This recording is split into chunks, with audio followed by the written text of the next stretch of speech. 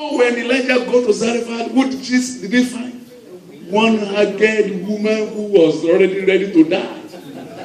But it's the helper of his destiny, isn't it? Yes. Sometimes they don't look like the man you are looking for. Yes. You pass them in the bus stop, you don't even greet them.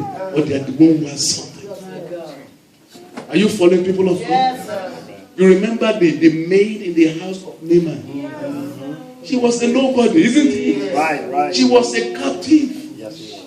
But because she was treated right, she spoke up one day, say, if my master, you know somebody has information that you need.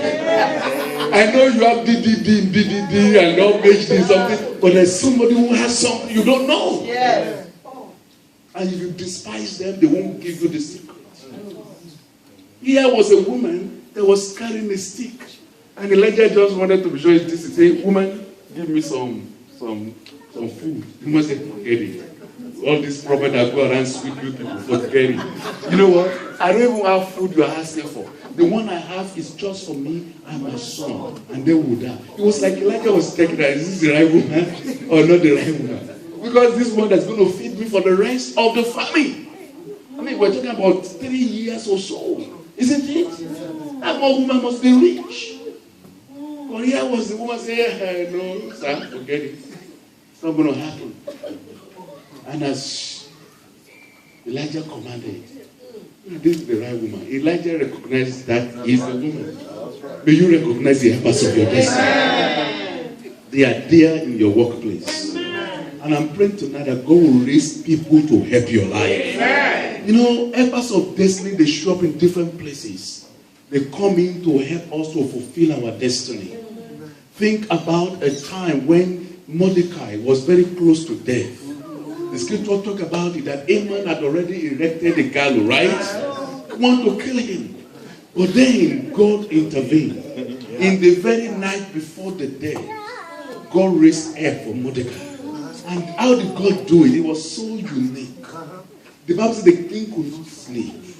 The night before the death. I'm praying that God will give somebody insomnia tonight. They will not sleep until they help you. In Jesus' name. I shared one example in our church this morning about the miraculous provision of God. When you feel you are down to nothing, God is up to something. When you think you are in your last meal, you never know God can show up in a miraculous way. Here was a man called George Muller. Some of you have heard of his name. George Muller had an orphanage where he had orphans to raise.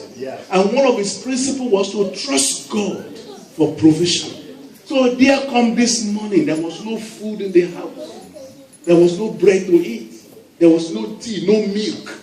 And the staff came to Muller and said, Muller, we're in trouble. There's nothing for the children to eat. And Muller said, let us pray. Our God shall supply. I was once young, now I am old. I've never seen the righteous forsaken or still begging for bread. You will not beg for bread. When you trust the Lord, God will ensure that He will deliver. And so Muller said, let the children sit down. Let us pray. God will supply. So the children sat. You know, children, they don't worry, isn't it? If many of us would be like children, our life would be easy. You worry about everything. You are eating breakfast, you are worrying for lunch. You are eating nothing. God, what are we going to have for dinner? What's your problem? God will take care of you.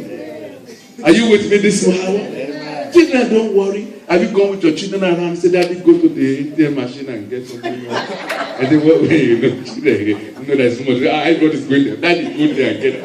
It's none of their business, isn't it? You are to provide. Do you know your Father in heaven cares for you affectionately? He will provide for you. Why is your heart failing? Why are you so worried? If you trust the Lord, He will come through. So the children sat down. And as they prayed over invisible food, somebody just rushed in with bags of bread. Bags of bread. And said, sir, I hope I'm not too late. Say, what? I have brought bread. Say, thank you, you need it. The man said, 2 a.m. God woke him up. And said, rise up and begin to bake bread. Even before the need arise, God has already started working on provision. That's the God we are serving. I said to you tonight, everything you lost, they will come back to you. In Jesus' name. And the man just said, oh, here I baked enough for the children. Nobody knew about it, but God knew about the problem. And as the children were breaking the bread, they needed milk for the tea. And Mullah believed God that the same God who brought bread will bring milk. And then suddenly another man dashed in, rushed in, and said, does anybody need milk here? And said, come on, we need me, bring it in. Who was the fellow? He was a milkman.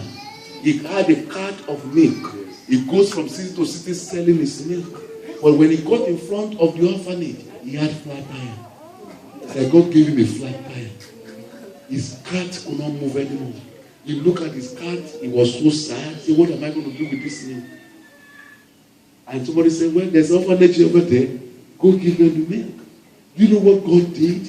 He woke up the baker to bake bread, sleepless night, and he gave the milkman a flat tire. This God will take care of you. Yes, he may not look like it, but he will take care of you. Amen. I'm praying tonight that God will send an Egyptian your way. Amen. Now the scripture said, they asked him, who are you? He said, I am an Amalekite, and this is what happened. And my uncle, my brothers, all of folks, they left me. And David said, no problem. So they fed him, they gave him an spirit revive. And then David said, will you take us to where these folks are? Do you know where they were? Oh yeah, we made the plan together. Okay. Look at verse number 16. And when he had brought him down, behold, they were spread about upon all the earth, eating and drinking. See, the Egyptian knew what was going on.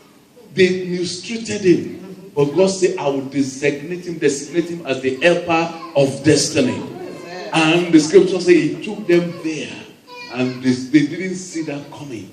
And David pursued, he overtook, and he recovered all. Yes. And I pray tonight you will recover all. Yes. Everything you lost, you will recover it. Yes. In the mighty name of Jesus. Yes. Now there's a God that works miracle. And there are various ways he can help us to recover things. I will close with the story of Elisha. You remember the stories, I believe it's 1 Samuel chapter 1 King, 2 Kings chapter 2. It was a time when the Bible says Elisha went to the school of prophets. And the children or the sons of the prophet, they said, Master, come around. We want to expand our building, our school. So the scripture said Elisha followed them. And as they got there, they were falling trees. You remember that story? Yes. And as they were cutting the trees, suddenly, the scripture said, the axe head fell into the water. Yes. And one man cried, alas, master, it's not even ours, it was borrowed. Right. And the axe was gone.